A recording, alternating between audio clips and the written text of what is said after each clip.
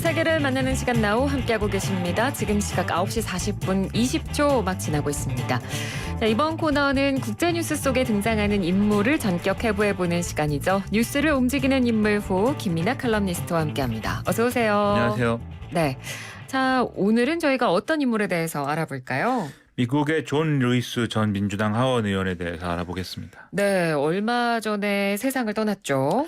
현지 시간으로 지난 17일에 이 80살을 일기로 해서 지병인 췌장암으로 사망했는데 버락 오바마, 빌 클린턴 전 대통령을 비롯해서 각계 인사들이 애도 메시지를 냈고 미국 언론 거의 전부가 이제 추모 기사를 쏟아내서 우리도 이제 뉴스로 이 소식을 많이 접했습니다. 예. 지난해 12월 이제 췌장암 말기 진단 받았다는 사실을 발표를 하면서 나는 거의 평생 동안 자유, 평등, 기본적인 인간의 권리를 위한 싸움을 벌여왔지만 지금의 이런 싸움은 처음이다라고 얘기했다는 사실도 같이 보도가 됐는데요.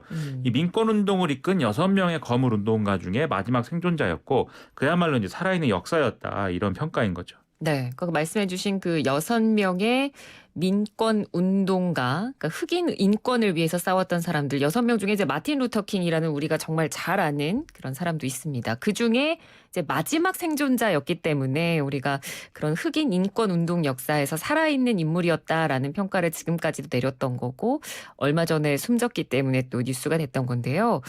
트럼프 대통령은 뭐 혹시 반응이 좀 있었나요? 원래 존 루이스 하원 의원하고 이 트럼프 대통령 사이가 안 좋았었거든요. 그랬을 것 같습니다. 그랬겠죠. 네. 루이스 전 의원은 이제 트럼프를 대통령으로 인정하지 않는다라면서 취임식에 불참을 했었고 또 이 트럼프 대통령이 IT와 기타 이제 아프리카 국가들을 뭐 이른바 뭐 거지속을 이렇게 지칭한 적이 있었는데 이것에 항의하는 의미로 2018년에 이제 국정연설을 할 때 불참하기도 했습니다. 그리고 2019년 5월에는 마틴 루터 킹 목사가 살아 있었다면 이 트럼프에게 킹 목사의 삶과 민권운동을 이해하지 못하는 이런 점에 대해서 역시 인종주의자다라고 말했을 것이다. 이렇게 얘기를 하기도 했는데요. 네. 이에 맞서서 트럼프 대통령도 이 루이스 전 의원을 향해서 말만 하고 행동하지 않아서 결과가 없는 사람이다라든지 끔찍한 모습으로 무너지고 있는 지역구 애틀란타시를 바로잡는데 시간을 더 써라. 뭐 이렇게 공격을 하는 그런 사례도 있었습니다. 하지만 이렇게 좀 훌륭한 어쨌든 인물이 사망을 한 것이기 때문에 트럼프 대통령도 뭐 애도를 안 할 수는 없었겠죠. 네. 지난 18일에 트위터에 인권 영웅 존 루이스 별세 소식에 슬프다. 멜라니아와 나는 그와 가족에게 우리의 기도를 보낸다. 이런 말을 적기도 했고요. 하루 동안 백악관을 비롯한 모든 정부기관에 조기 개항을 명령을 하기도 했습니다. 예. 자, 그러면 이 존 루이스 전 의원 어떤 삶을 살아온 사람인지 저희가 한번 인생을 좀 돌아볼까요? 1940년에 엘라베마주 트로이의 외곽에 있는 물납 소장농 집안에서 태어났다라고 되어 있는데요. 형제가 10명이었는데 혼자만 고등교육을 받았다고 합니다. 방금 이제 물납 소장농이 말씀드렸는데 이것은 이제 말 그대로 농사를 지어서 수확물의 일부를 지주에게 납부하고 이것으로 생계를 유지하는 사람을 얘기하는 거거든요. 소작인인데 이제 그 수확물로 이제 소작료를 납부한다 이런 얘기인 거죠. 네. 특히 미국에서 역사적으로 물납 소작인이라고 하면은 이제 흑인 중에 이제 많은 숫자가 여기에 포함되어 있는데 왜냐하면 노예 해방 이후에 흑인들이 주로 이 물납 소작인으로 생계를 유지했기 때문입니다. 네. 이 남북 전쟁 직후에 이른바 남부 홈스테드법이라는 게 만들어지는데 이것은 남부의 공유지를 노예 출신인 흑인을 포함해서 연방의 충성심을 가진 사람에게 분라해서 자립의 기회를 주자. 이런 취지의 법인데 즉 남부 맹방에 아주 적극적으로 참여했던 이런 사람들을 제외하고 이제 좀 가난한 사람들에게 공유지를 이제 좀 가꾸게 해서 그걸로 먹고 살게 해주자 뭐 이런 취지였던 거죠. 네. 그런데 지금 불하라고 말씀드렸다시피 이 땅을 얻기 위해서는 최소한의 구매 대금이 있었어야 됐습니다. 근데 그것도 없는 사람들인 거죠. 이 노예 출신 흑인들은. 그럴 수밖에 없죠. 그러다 예. 보니까 대부분의 공유지는 투기꾼이나 대농장 소유주, 뭐 개발업자 이런 사람들한테 넘어갔고 이 노예 출신 흑인들은 바로 이 사람들에게 소작인 자격으로 농사를 지어주면서 네. 좀 수확물의 일부를 소작료로 납부하는 삶을 살 수밖에 없었던 건데요. 즉 루이스 전 하원 의원도 이런 환경이 대물림된 이런 집안에서 태어난 상황이었던 겁니다. 그렇군요. 그러니까 그때만 해도 흑인에 대한 차별이, 그러니까 뭐 지금이야 우리가 차별이라고 표현을 합니다만 그때는 차별이라고 생각하지도 않았고 이 사회 시스템의 그냥 일부 뭐 이랬던 시기였던 거잖아요. 그렇죠. 이 루이스 전 의원이 이제 성장을 하던 시기는 미국 사회가 이제 흑백 분리 정책이 공식적으로 적용이 되는 그런 이제 사회였고 예. 때문에 루이스 전 의원도 흑인 전용인 어떤 공립학교에 다녀야 되는 그런 상황이었습니다. 그러다가 1955년에 몽고메리 버스 보이콧 운동을 접하게 되는데요. 이게 이제 자기 인생을 바꾼 어떤 계기였던 겁니다. 유명한 사건이죠. 그렇죠. 당시 엘라베마주 법에 의하면 흑인은 버스의 이제 뒤쪽에 지정된 좌석에만 앉을 수가 있었고 그마저도 버스가 10,000원이 되면은 백인에게 자리를 양보해야 되는 그런 이제 좀 법이었는데 근데 이제 로자 파크스라는 흑인 여성이 백인 승객에게 자리를 양보하지 않아서 체포되는 사건이 이제 일어난 것이죠. 그래서 이 지역 흑인들은 집단 파업 그리고 버스 승차 거부 운동을 시작을 했고 이게 이제 1년 넘게 이어졌는데요. 이 과정에서 시위 참가자들이 해고되거나 또 해고 위협을 받는 사례들이 뭐 많이 있었고 그리고 이제 버스 보이콧에 참여하는 어떤 취지에서 카풀을 지원한 운전자들이 면허증이 말소가 된다든지 이런 불이익을 받는 사례들이 이어졌습니다. 네. 이 운동을 이끈 사람 중에 한 명이 마틴 루터킹 목사였는데 이 역시 이제 이러면서 구속이 되는 등의 어려운 싸움을 이제 벌여야 됐고요. 하지만 그 결과로 1956년 12월에 연방 대법원에서 이 당시에 이제 시 당국의 행위는 위헌이다라는 판결이 또 내려지기도 해서 좀 이제 이 운동에 불이 붙는 계기가 됐는데요. 네. 이 루이스 전 의원의 경우에는 이 과정을 다 목격을 했던 거고 이후에 마틴 루터킹 목사의 연설을 라디오를 통해서 듣게 되면서 민권운동에 참여를 결심한 이런 계기가 됐다는 겁니다. 그렇군요. 결심하게 된 계기까지 저희가 살펴봤는데 그럼 본격적으로 활동은 언제부터 하게 된 건가요? 이 루이스 전 의원은 테네시주 내슈빌에 있는 흑인 대학 피크스 대학을 이제 다녔는데 이 테네시주 내슈빌이라는 데가 지금 태어난 이제 엘라베마주 트로이에서 바로 이제 좀 북쪽으로 올라가면 있는 그런 지역입니다. 네. 그리고 지금 흑인 대학이라고 말씀드렸는데 미국 사회에 또 흑인을 위해서만 설립된 대학들이 굉장히 좀 쭉 있거든요. 그 중에 하나가 이제 피크스 대학입니다.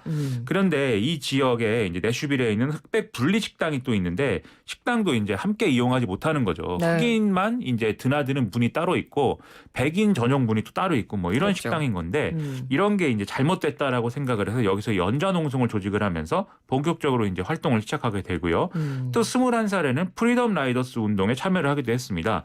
이 프리덤 라이더스 이렇게 얘기를 하면 약간 뭐 폭주족 이름 같은 그런 느낌도 있는데 네. 그런 건 아니고요. 이게 일종의 버스 순례 운동인데 1961년에 흑인 7명과 백인 6명이 두 대의 버스로 이 미국 워싱턴을 출발해서 버지니아주, 미시시피 중을 거쳐서 이 루이지애나주의 뉴올리언스까지 2주간 여행을 하겠다. 이렇게 좀 출발한 것에서부터 이게 시작된 운동입니다. 하지만 이 여행 과정에서 쿠클럭스 클랜이라든지 이런 백인 우월주의자들이 이렇게 자유롭게 여행하는 사람들의 어떤 모습을 탐탁치 않아 했던 것이고 결국 이 운동에 참가했던 사람들은 폭행당했고 2명이 또 살해되는 사건까지 일어났거든요. 그 와중에 이제 버스가 좀 불태워진 이런 불상사도 있었는데 일부 참가자들은 또 이게 이제 불법 시위에 가담한 게 돼서 경찰에 체포가 되기도 했습니다. 근데 이거 누가 봐도 좀 부당한 조치 아니겠습니까? 그렇죠. 그러다 보니까 프리덤 라이더스 참가자들은 계속 늘어났고 결국 이게 이제 정부의 어떤 공공시설에 있어서의 흑백 분리 금지 등의 어떤 이 조치 이런 것들을 이끌어내는 어떤 계기가 또 되기도 했던 거죠. 네, 그러니까 평화롭게 시작된 시민 운동이었고 이제 결국은 어찌됐건 이제 성공적인 어떤 정책이나 다양한 조치들을 이끌어낸 그런 결과였습니다. 그 밖에도 뭐 학생 운동도 이 조직하고 이끌었다고 하던데요. 이 루이스 전 의원은 앞서 말씀드린 연좌 농성의 성과를 가지고 이제 학내에서 비폭력 학생 조정위원회라는 걸 설립을 하게 되는데요. 여기 이제 1963년부터 66년까지 회장을 지내기도 했습니다. 그래서 이게 일종의 학생운동 조직인 건데 비폭력이라는 이름이 붙어 있지 않습니까? 네. 이것은 이제 인도의 독립운동가 마하트마 간디의 영향을 받아서 이제 우리는 폭력을 쓰지 말자 그렇군요. 이런 취지로 이제 붙인 이름이라고 하고요. 그리고 이제 1963년에 23살의 나이로 워싱턴 행진에 이제 최연소 연사로 나선 이런 이제 좀 이력도 갖고 있습니다. 이 워싱턴 행진이라고 하는 것은 20만 명 정도의 인원이 평화 행진을 하면서 이 워싱턴 DC의 링컨 기념관 앞에 모인 이런 사건인데 여기서 이제 마틴 루터 킹 목사가 그 유명한 나에게는 꿈이 있습니다로 시작하는 그 연설을 해서 아주 잘 알려져 있는 이런 이제 사건이죠. 그 여기에 이제 연단에 올라서 연설을 한 이런 기록을 갖고 있는 겁니다. 그렇군요. 그러니까 지금까지 이렇게 쌓았던 경험을 통해서 그러니까 지도자로 성장을 하게 되는 거네요.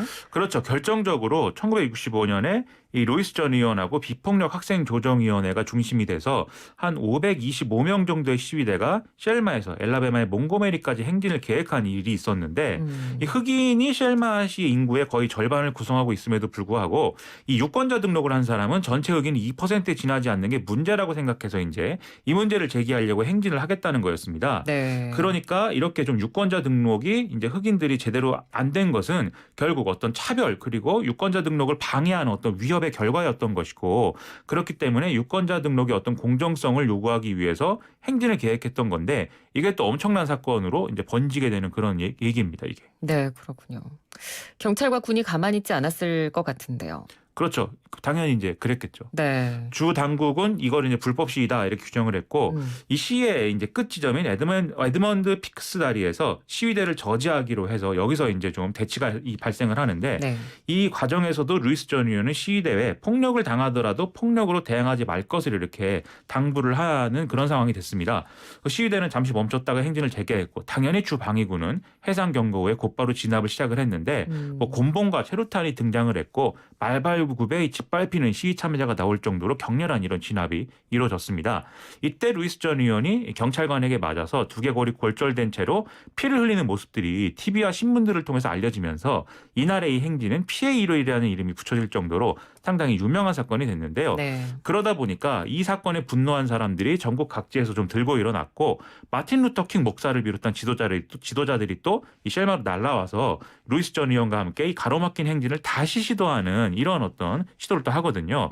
그래서 이것을 계기로 해서 루이스 전 의원은 이 민권운동 국면에서 학생들을 이끈 지도자이다. 이렇게 좀 확실히 각인이 되는 상황이 됐습니다. 네. 그래서 결국 이해 8월 달에 이때 이제 린든 존슨 대통령이 흑인의 참정권을 보다 적극적으로 인정하는 그런 법안에 서명을 하는 그런 계기가 또 된 사건이었습니다. 네. 그러니까 쭉 그가 지금 밟아온 인생의 과정들을 쭉 보면 흑인 인권 운동에 대해서는 그러니까 어쨌든 이제 입지전적인 인물이 된 계기들이 된 사건들이 굉장히 많았던 거고요. 그러면 정계 입문은 어떤 계기로 하게 되나요? 이 루이스 전 의원은 방금 말씀드렸다시피 흑인이 투표에 참여해야 되고 그것을 통해서 정치적인 어떤 운동을 이끌어내야 된다.